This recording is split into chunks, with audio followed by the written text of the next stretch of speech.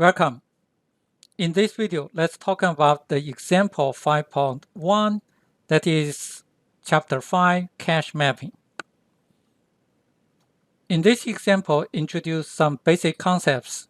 For example, the memory block size. The memory block size refers to the main memory. Each memory is separated into different blocks, and each block has certain number of the bytes. Also, the same thing, cache separate into lines, and each line has number of the bytes. The basic concept is the main memory block size will equal to the cache line size. So the cache, each line has multiple bytes, and main memory has a block at the block size. The line size going to be equal to block size. The smallest addressable unit of memory is word.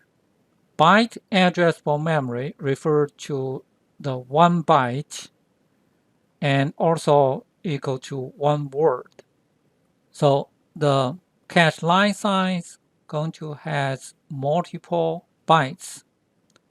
In our textbook, the example 5.1 gave some basic conditions.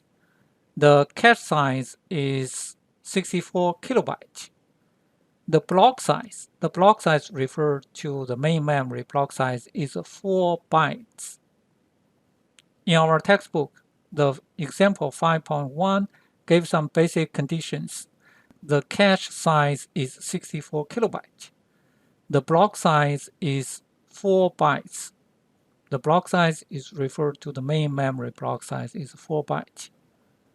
Okay, based on the previous concept, we know the block size equal to 4 bytes. Also, the cache line size is also equal to the 4 bytes. The main memory, the total is 16 megabytes. The byte addressable memory is 1 byte. Okay, this is basic condition. And then based on this basic condition, how many lines of the cache? We want to know how many number of the lines. Since the block size is equal to the 4 bytes or 4 words, the cache size equal to 16 kilobytes. So the number of the lines in the cache is total number of the bytes of the cache, 64 kilobytes, divided by the block size 4 bytes. And then we will get total 16 kilo. That is based on this chart. We suppose already know 1 byte equal to 8 bit, 1 kilobyte equal to 2 power of the 10 bytes, 1 megabyte is equal to 2 power of the 20 bytes, and 1 gigabyte equal to 2 power of the 30 bytes.